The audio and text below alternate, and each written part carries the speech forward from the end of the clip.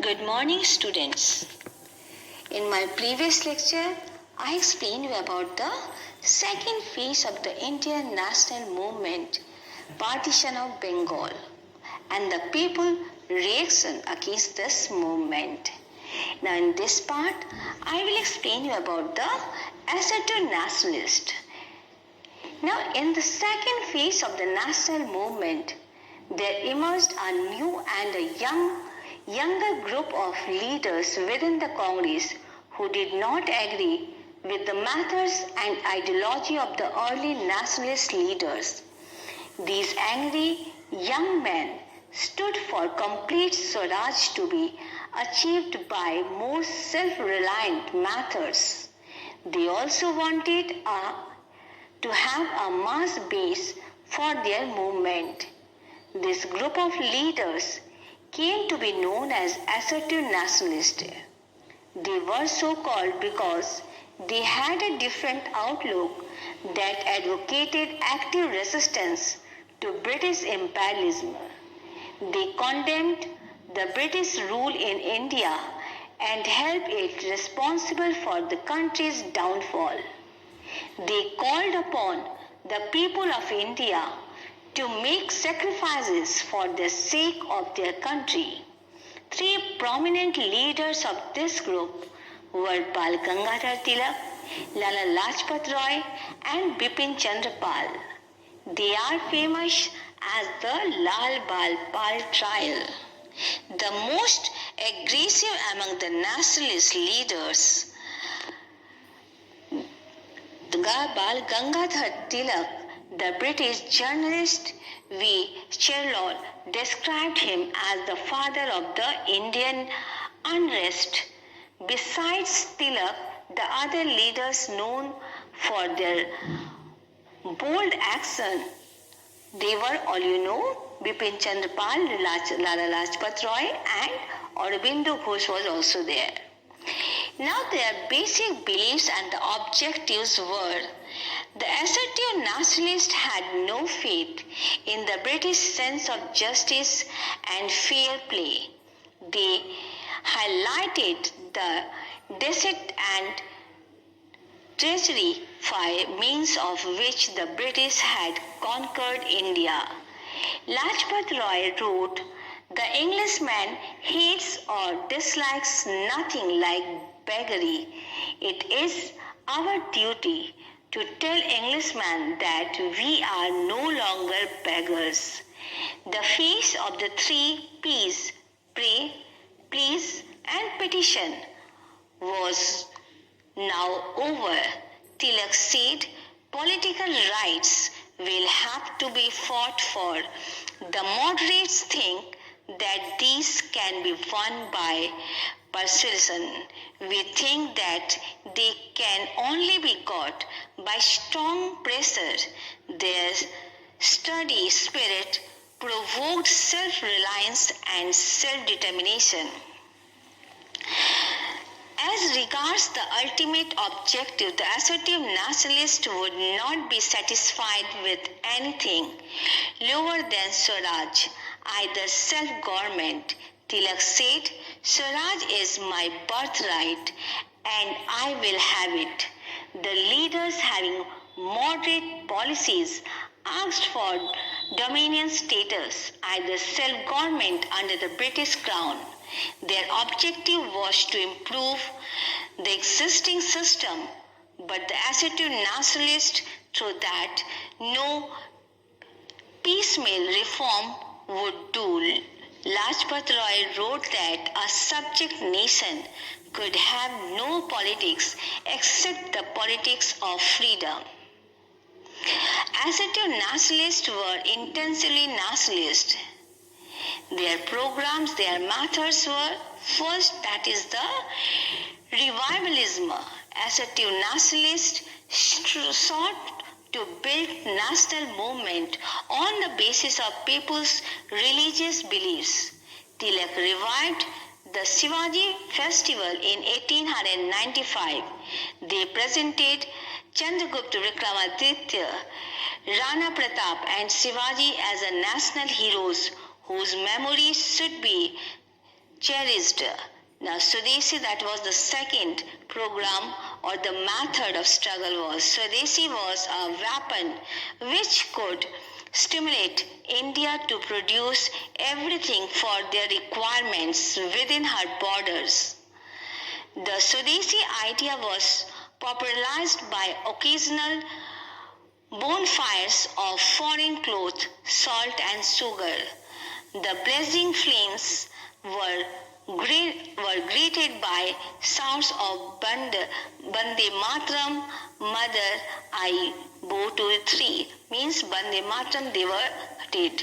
Now boycott. Swadeshi and boycott go together. Tilak said, when you refer to accept Swadeshi, you must boycott Videshi. Eat goods. Boycott meant far more than a mere boycott of British goods.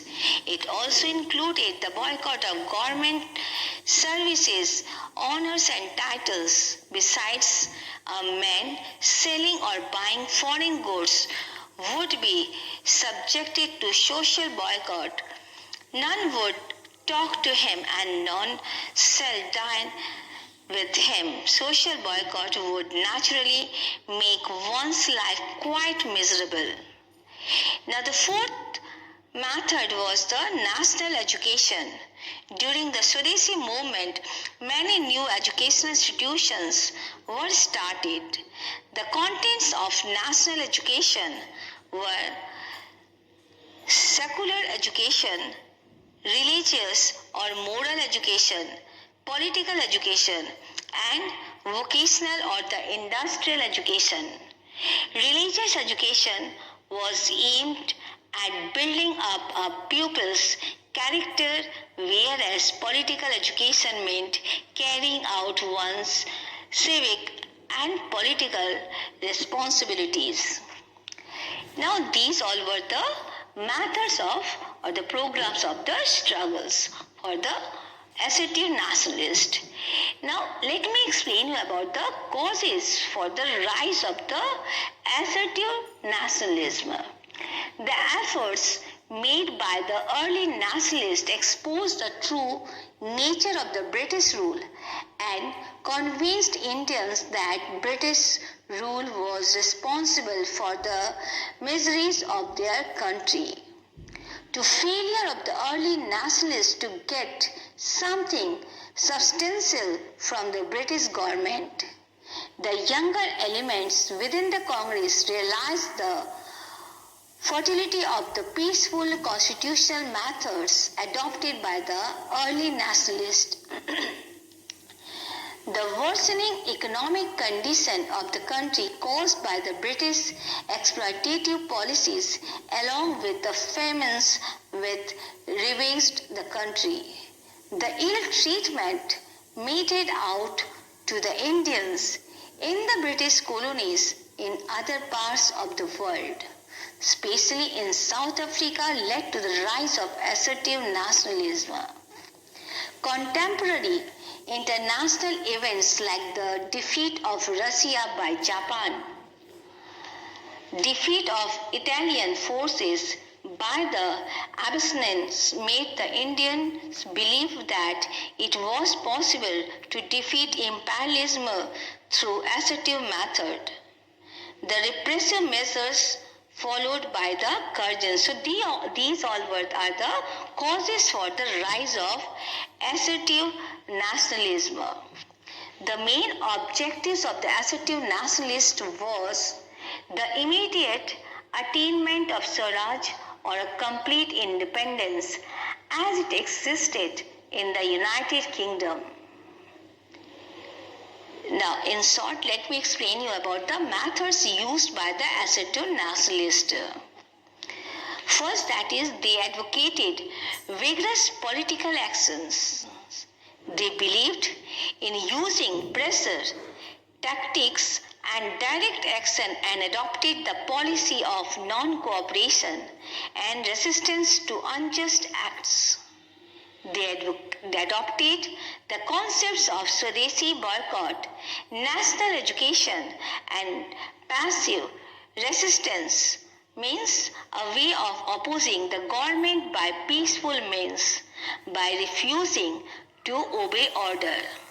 So all were the methods were there which were used by the assertive nationalists. Now let me explain you about the Congress split of 1907.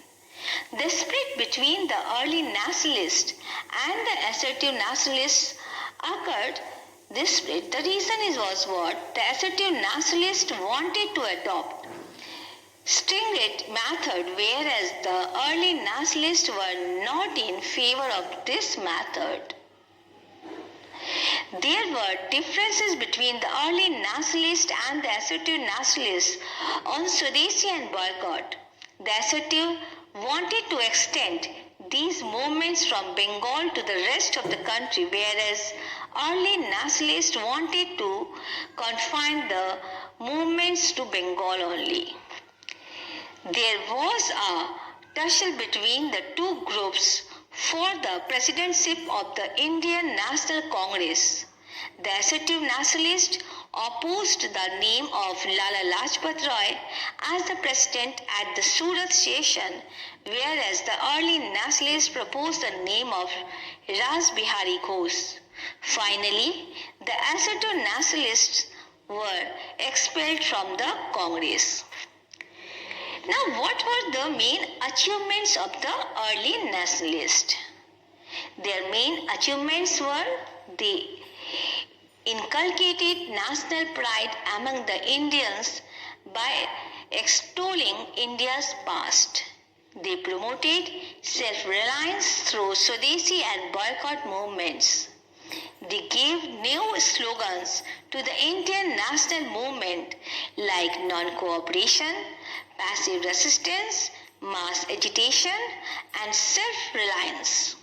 It was through the efforts of the assertive nationalists that there emerged a class of freedom fighters willing to sacrifice their lives and property for the sake of the country. They set up many educational institutions. They expanded the social base of the national movement by bringing the middle classes into the national movement. The assertive nationalists wrote and edited newspapers in vernacular languages and succeeded in conveying their message to a large number of people. So, these were the achievements of the assertive nationalists. Now let me explain you about some prominent assertive nationalist leaders. Now first, let me explain you about the Bal Gangadhar Tilak.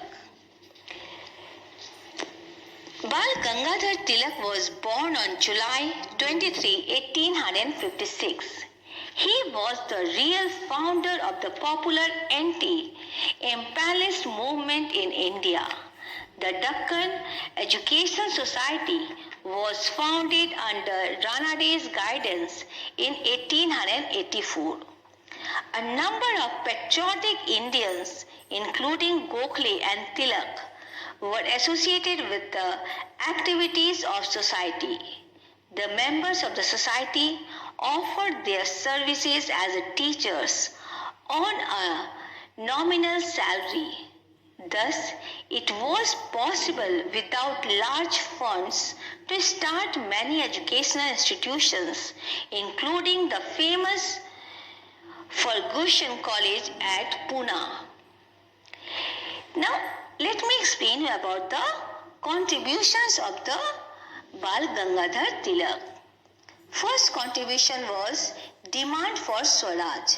Tilak was the first to openly declare the demand for Swaraj. Swaraj is my birthright, he said, and I shall have it.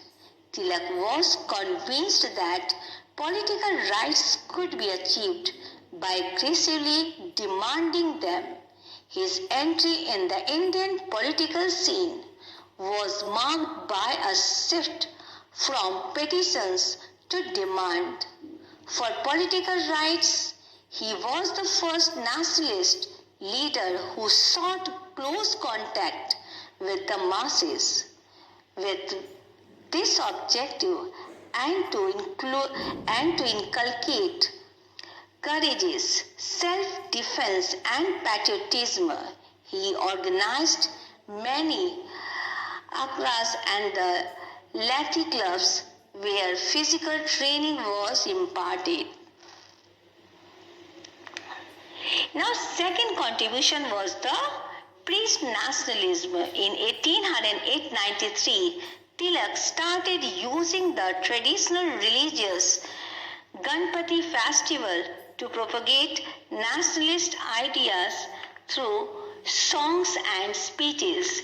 In 1895, he glorified Shivaji and started the Shivaji festival to encourage young Maharashtrians.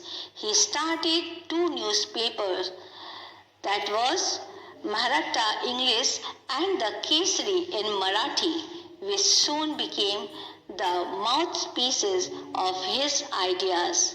Through these newspapers, he preached nationalism and taught the people to be encouraged and self-reliant. He wrote 2 well-known books, the Gita Rahasya and the Arctic Home of the Vedas. Now, his next contribution was the establishment Home Rule League. Tilak set up a Home Rule League at Pune in 1916 to attain self-government within the British Empire by constitutional means. Now the next leader, he was the Bipin Chandra Pal.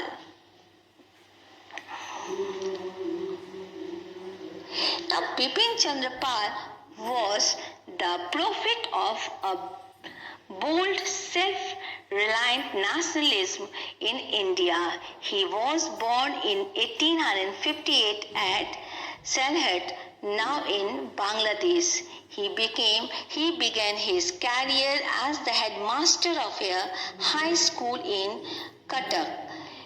Later he served as the headmaster of a high school in Bangalore.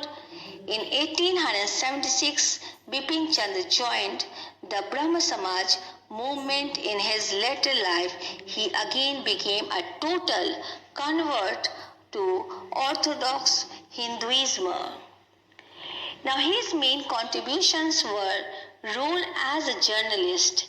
As a journalist, he worked for Bengal Public Opinion, the Tribune and the New India to propagate his brand of nationalism.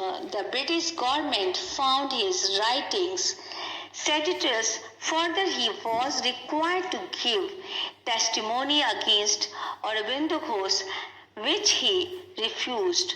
On his refusal, he was arrested and sentenced to 6 months imprisonment. His next contribution was national education.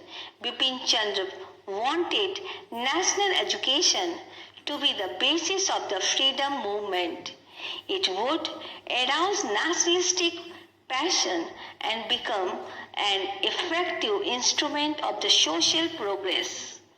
His next contribution was social and economic reforms. Bipin Chandra Pal wanted to remove social and economic evils from the society. For this, he made many of the efforts. These efforts were: he opposed the caste system and other rigid rules concerning interdealing and intermixing. He advocated widow remarriage. Educating women, he believed, was the most effective way of elevating their position. He stressed the need to develop indigenous industries in the country. He preached the use of Swadeshi and the boycott of foreign goods to eradicate poverty and unemployment, to establish equality in society. He wanted to tax the rich more heavily than the poor. He demanded 48 hours of work in a week and an increase in the wages. Bipin Chandra Pal died in 1932. Now the next prominent leader, he was the Lala Lajpat Roy. Lala Lajpat Roy was one of the foremost leaders of the modern India. Indeed, he rose to be a national hero. As a social reformer and a fearless fighter for Swaraj, his name would always be remembered with a great admiration. Lala Lajpat Roy was born on 28 January 1865 at Jagron in the Ludhiana district of Punjab. He started his career as a legal practitioner in Hisar. In 1892, he shifted to Lahore and gradually established himself as one of the foremost lawyers of Punjab. His contributions were an educationalist and a forceful writer. Lala Lajpat Roy was a prolific writer. When he was in the USA, he started a monthly magazine, Young India, to spread the message of the right of India to attain Swaraj. His publications included The Call to Young India, England's Debt to India, The Political Future of India. Lala Lajpat Roy founded Punjabi, Bande Mataram, Urdu Daily and People, that is the English Weekly. He also wrote a book on national education that called for reform of the prevalent educational system. His next contribution was a social reformer. Lala Lajpat Roy was associated with the Arya Samaj movement. He was instrumental in the expansion of DAV College at Lahore in 1886. He opened orphanages, hospitals and schools. He set up Servants of the People Society for the welfare of the downtrodden and the outcasts. His third contribution was political work outside India. He went abroad to mobilize opinion in favor of India's struggle for freedom. When he went to America in 1914, he joined the Ghadar Party there. Through his writing in Young India, he preached assertive nationalism, inspired the Indian youth, and kindled the fire of patriotism in them, or patriotic feeling generated in the mind of these youths. In 1928, while leading a procession at Lahore against the Simon Commission, he was injured in a lathi charge. He succumbed to his injuries a month later on November 17, 1928. On the day he was wounded, he said, "Lathi blows inflicted on me would prove some day as nails in the coffin of British Empire." His prophecy was fulfilled on 15th August 1947. So all these were there in this chapter. Now you read this chapter thoroughly, listen my lecture, and whatever the exercise work is there in the backside of your chapter, you do it. Thank you. God bless you all.